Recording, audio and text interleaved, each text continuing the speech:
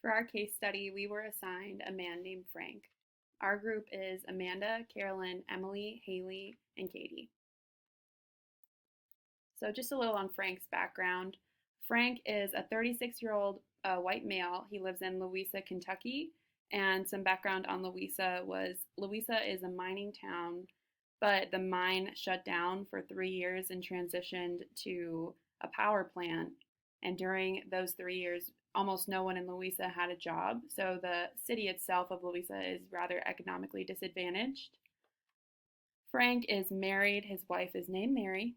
He has 3 children, 5, 15, and 9. Frank is a miner. He has been a miner all of his life. He dropped out of high school at 16 and went to go mine in the same mine as his dad and most of his family. So, like I said, he works at a local coal mine.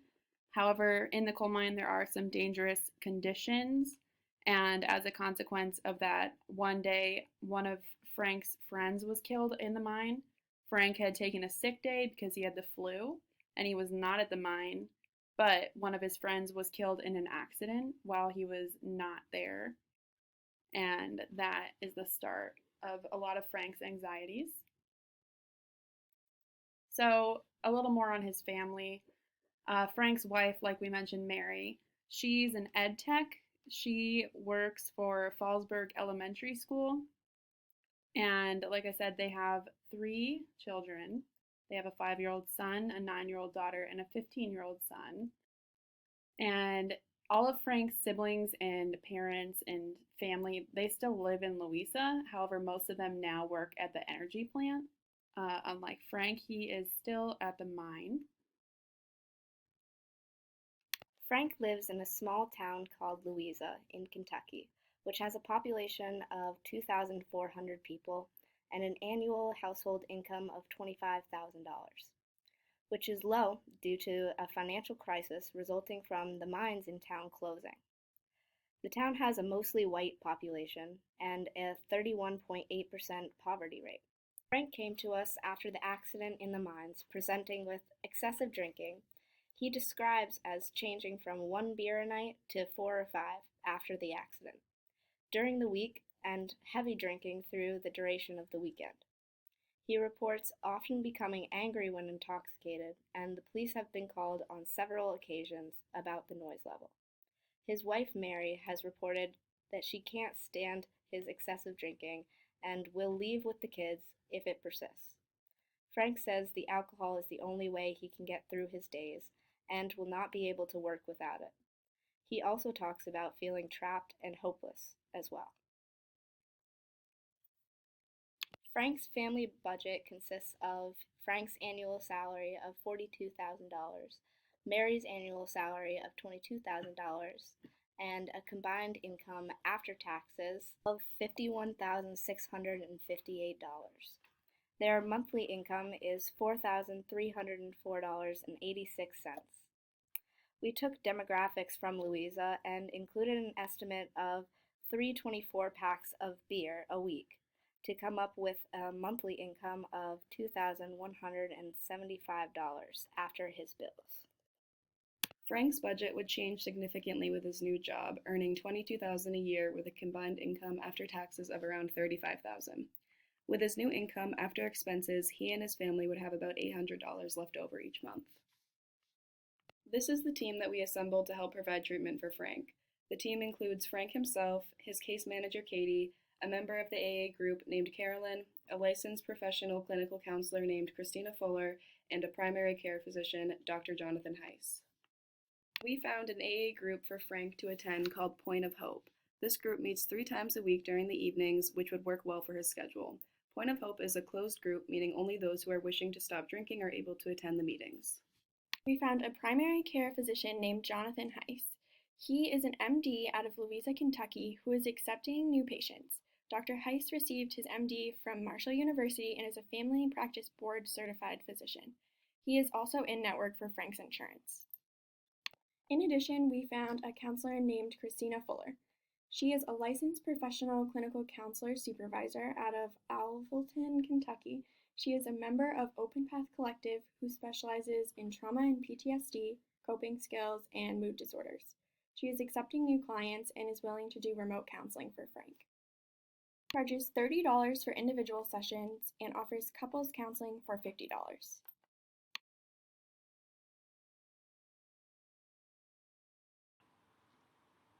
Hi, Frank. I'm Katie. I'm the case manager, and we spoke a little bit over the phone. You had mentioned your story a bit to me. So why don't we actually just go over some of your concerns and what you feel like you need in order for me to help you best? Hi, Katie. Mostly I'm just concerned with feeling okay again after the accident with my best friend at work. Drinking has become really my only way to deal with those feelings that I have, and it's affecting how I do my job and my relationship with my wife, and I just want to get some help. Yeah, the increased drinking is become to really worry me. Our discussions are turning into fights, and I'm not sure if I can stay in a relationship. I do have 3 kids to think about. And I don't want to leave Frank, but I have to do what's best for them. Yeah, I'm definitely hearing some anxieties built up. Maybe we can think about counseling. I can try and find a counselor. Would couples counseling be something that would interest you too? Absolutely. Yeah. So maybe finding a counselor that specializes in loss and grief, and maybe some couples counseling as well. I can look into finding something like that. Were there any other concerns that you guys had? Yeah, working in the mine has just become unbearably hard for me. I'm just constantly reminded of my friend and the fact that I wasn't there when the accident happened.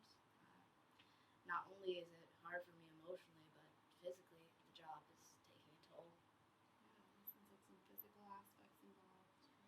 I'm really worried about Frank's health too, not just because of the drinking, but his work in the coal mine. It's just so dangerous, and the risk of black lung is. I mean, I want him to be around for a while for the kids, and I need him to take care of himself. Yeah. So, do you guys have like a doctor right now? Okay. So, one thing I'm hearing is like the concern physically, and I know that like drinking can lead to its own physical problems. So maybe another person to work with would be like a general practitioner or some sort of PCP, so that a physician that we can get you in. And I know you've given me your insurance over the phone, so I can look through your insurance and find a practitioner. We can get you in for a physical, and we can look at those things like black lung or any type of health issue regarding drinking. I think that would be a good thing to find. And I was also hearing a bit that your job is unbearable. Do you think that you would be able to continue working your job, or would finding a new job be something you need? It's really hard for me to think that I can do my job without numbing. I can't work there anymore. Right. Okay. So yeah, definitely. Finding you a new job option is going to be something I'll work on as well. As far as logistics go, do you have access to a car right now? Yes, yeah, we do have one car. Okay. Usually I carpool home with a buddy from work. Okay. I usually drop him off in the morning, and then I head to work at the elementary school. Yeah. What does your guys' schedule look like? Just so I can look for a job. I'm at work from 8 a.m. to 4 p.m., but after that, I head back home. Okay. Usually she drops me off at work around 8, maybe a little later, and I get off work around 5. Okay, so yeah, I'll definitely look for a job that's more full-time, like a day shift, to continue working with those hours. And I know you mentioned that you have kids. Would we need daycare? Like, how do you guys feel about someone watching the kids? What if Frank were to go to appointments? How would you guys navigate that? Well, we do have a 15-year-old, and I'm sure they'd be comfortable in watching the other 2 for the time being. But after school's over and I'm back home, I can take care of them. Okay, great. Well, yeah, this gives me definitely a lot to work with. I think that I'm going to find some clinicians for us to talk to, and I'll make sure that they're all through your insurance, and at a lower cost. Another thing is that I'll set up a meeting with all of these people. We'll have you introduce yourself. You can tell your story then. and we'll just see if everything works out. But for now, I'll work on this. Yeah, great. Thank you so much. much. Yes. Nice to meet you. Nice to meet you guys too. All right.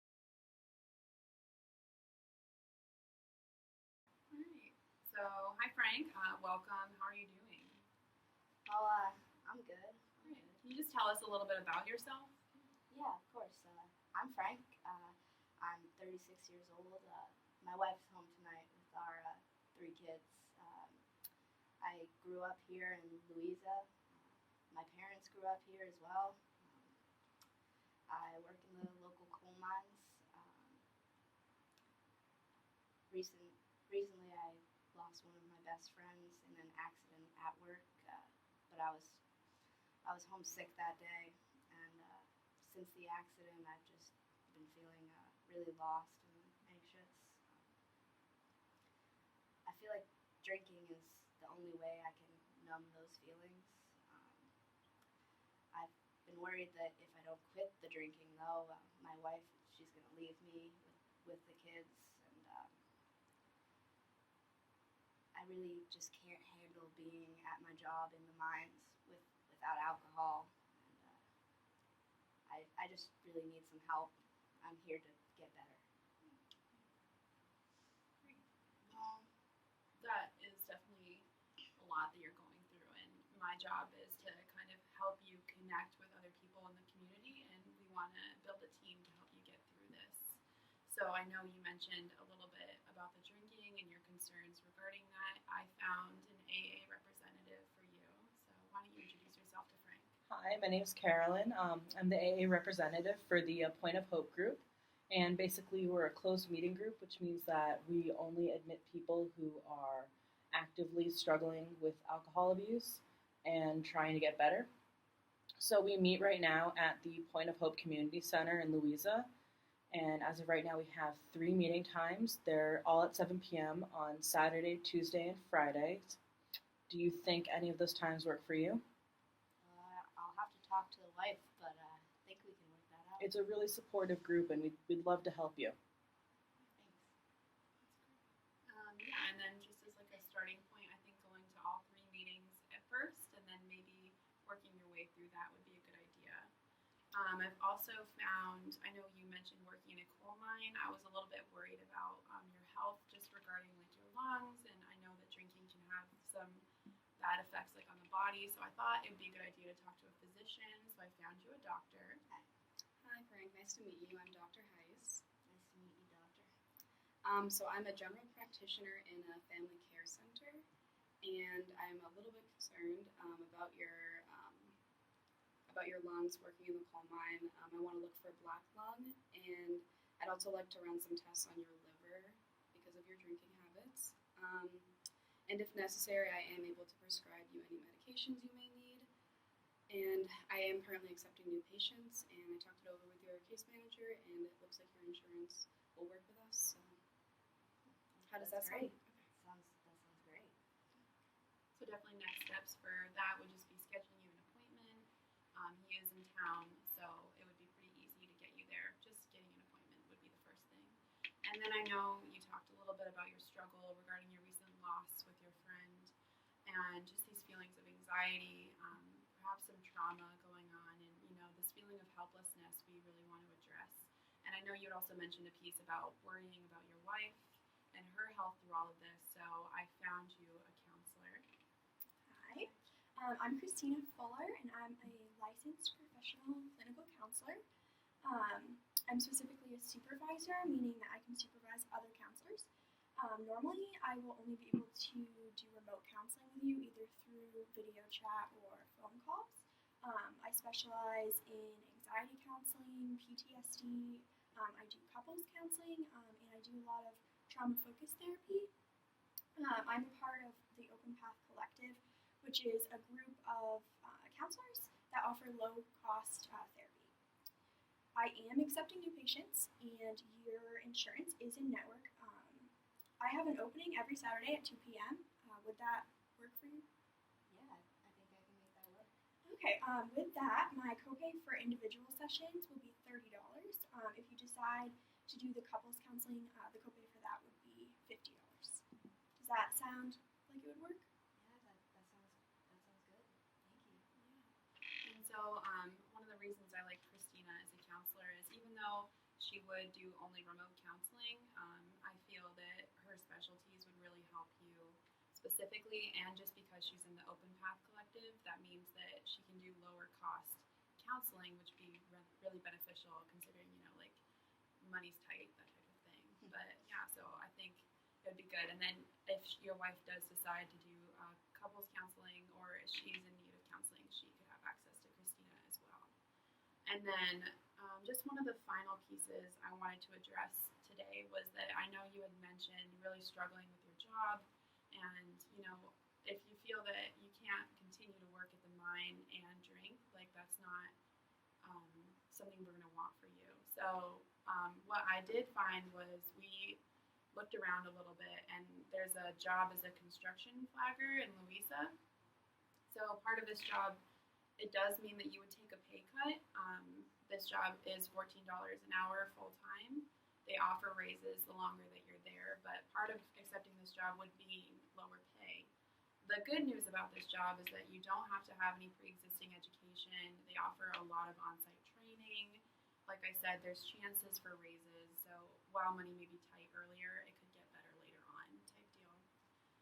They do offer some insurance options, which we'd be happy to look at, later on if you were to accept this job or apply.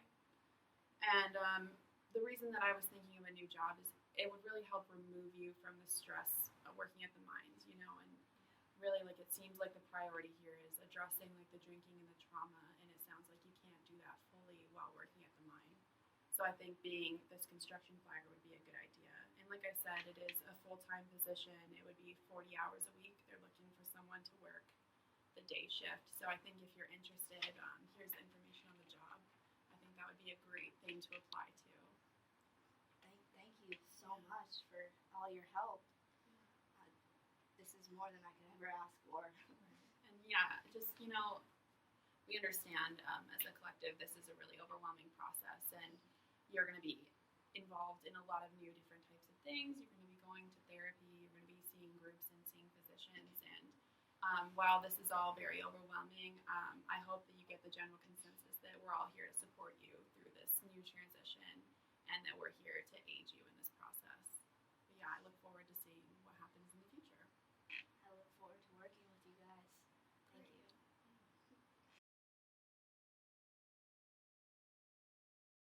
Looking at patient prognosis for Frank, there are a couple issues.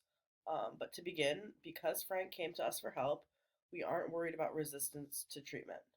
However, alcohol use disorder is a difficult disorder to overcome. There's going to be a lot of barriers for Frank. Frank may experience alcohol problems in the future due to the nature of alcohol use disorder. However, we do believe that Frank has adequate resources and the desire to use them. A foreseeable issue is that the counselor he will be seeing is remote and not in person. Unfortunately, no counselors near him were seeing new patients or were affordable given his budget. So, in doing this project, we wanted to reflect on our process a bit and talk about the things that went well for our client and that were easy for us to find, as well as like some of the things that we had more difficulty doing, just as far as like barriers to access for Frank specifically, and just, part of the region that he was in. So, in talking about what went well, even though Mary's insurance is not the best, it's a basic plan. It doesn't cover much. The copays are pretty terrible. His income as a minor was pretty decent.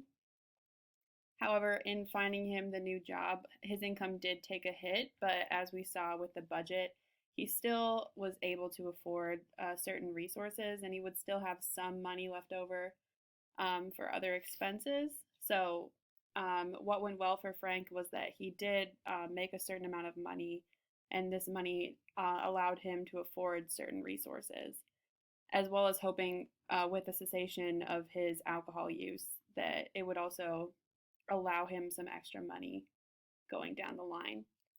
The other part of what went well for Frank was that he was treatment compliant. And what this means when we say it is just that he acknowledged that he wanted help and that he did have a problem. So in talking about that, he admitted that he is an alcoholic and he agreed to see help. And part of it was he also admitted that some of the reason for his alcohol use was just the trauma regarding the mines and the fact that in his job he doesn't feel that he can continue to do it without the numbing effects of alcohol. So him just acknowledging, that he has a history of trauma and that he needs help is a big part for us because this is what's going to allow him to be compliant in the future. Another thing was that, we have all these resources, even though some of them are online or through telephone, they're still pretty available. And then in doing the project itself, it was actually fairly simple to look up the resources for Frank. We were able to pretty easily call people and they were answering their phones. So we did end up having connections with Christina Fuller and through email and then phone call. And we also were able to call other treatment options like the ACT team and people like that. So part of doing this project, one of the easier parts of it was that people are accessible through phone. The other thing was that there's actually an app that you can use to find AA meetings. And so we used that app to find the AA meetings, and there were some right in Louisa, Kentucky. We don't have to worry about him finding transportation to those meetings. He can just go right to them. So using that app was actually pretty innovative and made our project quite easier. And then additionally, we found an alternative line of work for Frank. Fortunately, there was some construction sites that were hiring specifically for day shifts. And because Frank didn't have an education, we were a little bit worried that, he wouldn't be able to find a position or find a job. But the construction actually provides training on site. And we don't really have to worry about, him not having his GED. And that's something that he can access later on if he so chooses. But as far as the work, he doesn't need it for that. So, looking at this case, obviously there were complications, but these are just some of the things that we thought worked out for Frank particularly well that may not have worked out for someone not in his situation. So, in thinking about what went right, we also have to think about the things that were really difficult for Frank, um, and just what went wrong in our project because there were a few things that did. So, in just starting out with Frank, where he lives is just so remote. Louisa is a really small town. Obviously, there's not going to be as many doctors, as many counselors, or as much access to care as someone who lives in a big town. And, if Frank wants to seek some better help, he would have to drive outside of town. And part of the problem with that is that Frank shares a car with his wife. In our budget, we worked out that they only have one vehicle. And so, he can't just take the car and leave to go to doctor's appointments. So for us, that was a real challenge doing this project was because, the access to transportation was difficult. Additionally, Frank did have 3 children, and so trying to consider if they needed daycare or not, or what we can do to make sure that they're taken care of was a little bit difficult because one of the children was 15. We decided that at times he could babysit for the other children, but there might be difficulties surrounding that as well. And then also managing Frank and Mary's schedule. We had to find Frank a job that was looking for shifts in the day because Mary also works in the day. And if they're sharing a car, we have to be reasonable in the sense that we have to allow them to work at the same time. And then another thing that we tried for Frank, we looked into an ACT program. We even called the director and we had, email discussions with the director of ACT for all of Kentucky, actually. But we were told that, Frank would probably not be a candidate for a lot of these resources, especially like inpatient or even the ACT team itself. So he isn't considered severe enough to warrant like ACT treatment.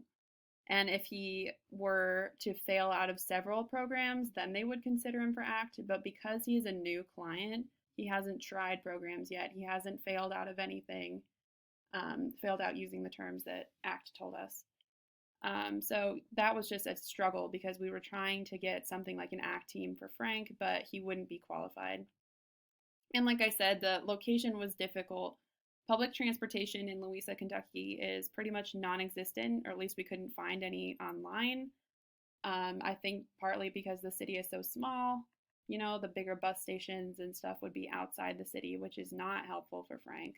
And then another struggle, Frank definitely needed a new job. He admitted that he can't continue to work without the numbing effects of alcohol, which, was causing the complications with his wife and his children, and is really like the main issue that we're trying to combat here. And so, considering this, we needed to find him a new job basically as soon as possible. However, we looked into trying to find him work in the energy plant that some of his family had gone to. However, on the energy plant's website, it said that minimum requirements of education were a GED, and finding Frank a GED testing center and the time to take the test, to get the GED while being without a job would be too much, in our opinion, to do. So that was definitely an obstacle. So instead, we decided to opt for finding him a job in the interim, which would be that construction job. And then part of that was also, he could pursue his GED later on if he chose to, and then work in the energy plant. And the energy plant would actually pay more as well. So that was definitely like an obstacle. We had thought about just having him get his GED right away or finding a job that was higher paying, but the problem is, he didn't have the education, and then additionally he couldn't afford out a job for that long while getting his GED. So that just wasn't really a viable option. So that was one of the main difficulties in, finding access for Frank, was that he can't go not working, but additionally his work is what's causing him so much anxiety and stress, and is really the source of a lot of his trauma. So trying to mitigate those two factors, we just ended up coming with a compromise of him working as a construction worker in the meantime. So like I said, this project, definitely had its difficulties. We definitely struggled here and there in finding some access to care, but all in through, it was a good exercise in, trying to create these teams for people. And even still, with our struggles, it was a good learning experience in trying to get Frank care. And I think that we as a team found him what he at least needs for now, and things that he wants later on can become available as he works his way through his current problems. We, as you saw, recorded a video, and this is just the cast of who we were really quickly. For Frank, we had Hailey. Mary, which was Frank's wife, was played by Carolyn. Carolyn also played the AA representative. And then I acted as the case manager for this case, Katie. The therapist was played by Emily, and then our PCP was played by Amanda. And that was our project.